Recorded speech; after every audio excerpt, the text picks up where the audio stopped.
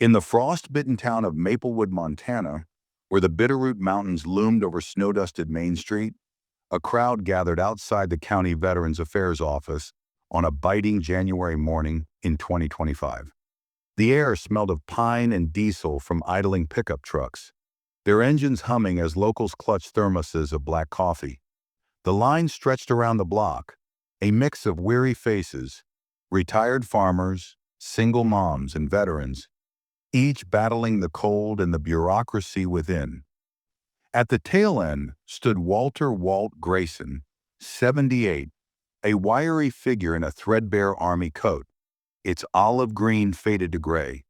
His calloused hands gripped a cane in one and a worn manila folder in the other, containing a single plea: to fix a pension delayed for years. A tarnished silver star pin clung to his collar, unnoticed by the shivering crowd.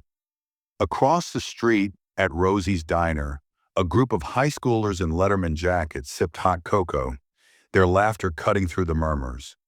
"Yo, check out Captain America," one kid, Jake, snickered, pointing at Walt. "Dude looks like he's been waiting since World War II. His buddies cackled, filming Walt on their phones, their Instagram stories already captioning him, "Grandpa Vet." Walt's lips twitched into a faint smile, his eyes fixed on the office door, as if the taunts were just background noise he'd tuned out decades ago. Inside the diner, Emily Harper, a 24-year-old waitress and part-time community college student, watched the scene unfold.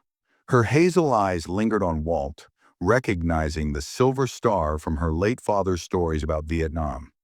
She'd grown up hearing about men like Walt, heroes the system forgot. Her shift was ending, but something about the old man's quiet dignity kept her rooted, her apron still tied as she leaned against the counter. Then a roar shattered the morning calm. A convoy of black SUVs screeched into the lot, led by a polished Lincoln Navigator with a county seal.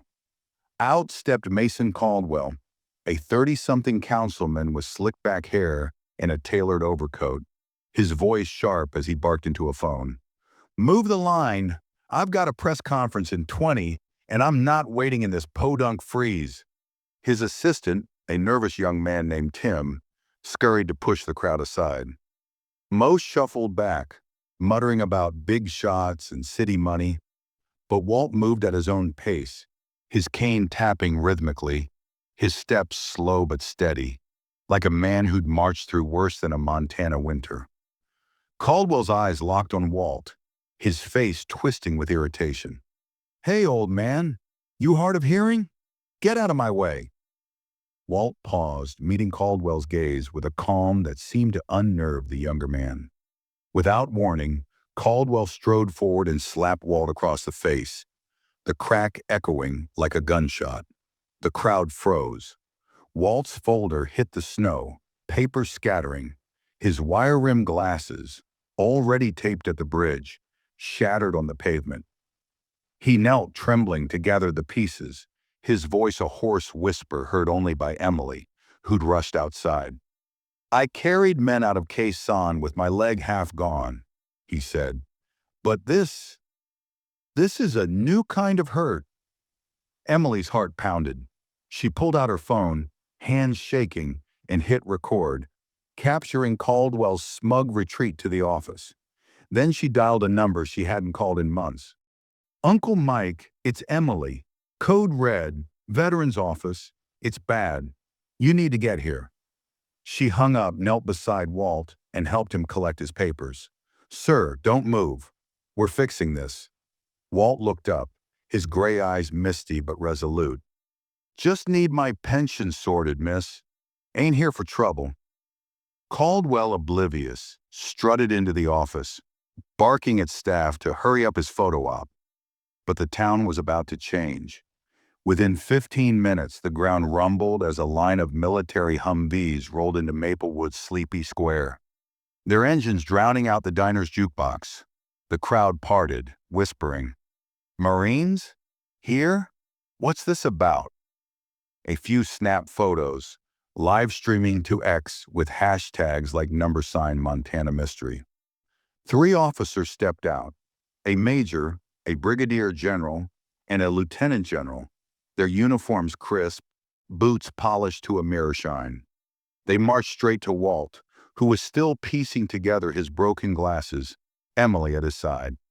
The lieutenant general, a grizzled man with a face like carved oak, raised his hand in a crisp salute. "Colonel Walter Grayson, sir. It's an honor." The other officers followed, their voices booming. "Salute to the hero of Quezon." The crowd gasped, phones now filming frantically. Walt blinked, his weathered face softening.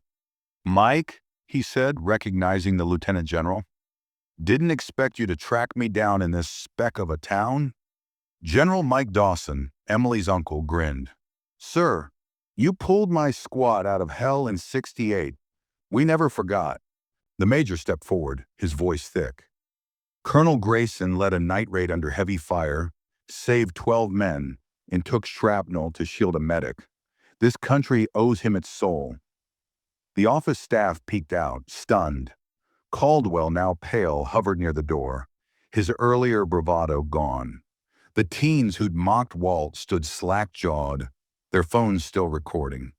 Emily, tears in her eyes, uploaded her video to YouTube Shorts with the caption, "War hero slapped by county official. This can't stand."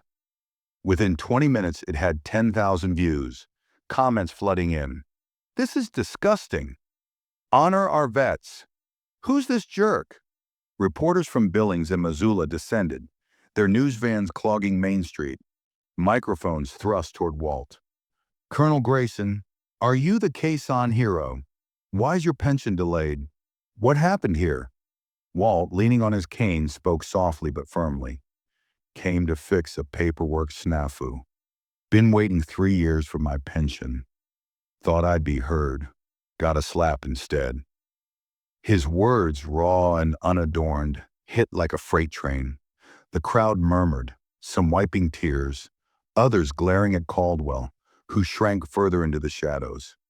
Emily stepped forward, her voice shaking but clear. "I'm Emily Harper, Colonel Grayson's neighbor. My dad served with him in Vietnam. I've seen how this office treats veterans. Ignored, disrespected, told to come back later. Today, I recorded it all." She handed her phone to a reporter, the video now trending on X with hashtag Justice for Grayson. By noon, it was national news. Montana official slaps Vietnam hero. Shocking video goes viral. Cable networks looped the footage, pundits decrying the treatment of veterans. By dusk, the governor's office issued a statement. Colonel Walter Grayson was invited to a special ceremony at the Montana State Capitol, and Mason Caldwell was suspended pending investigation.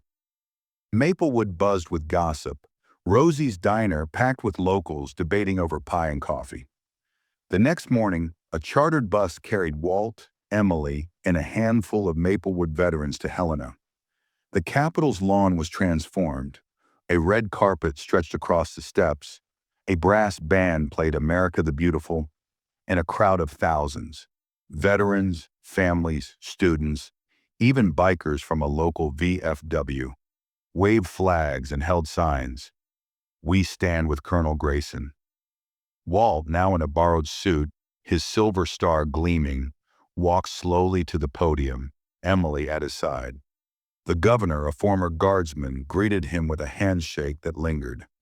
"Colonel Grayson," he said, voice breaking, "you fought for us then, and you're teaching us now what honor looks like." The crowd roared, a sea of applause.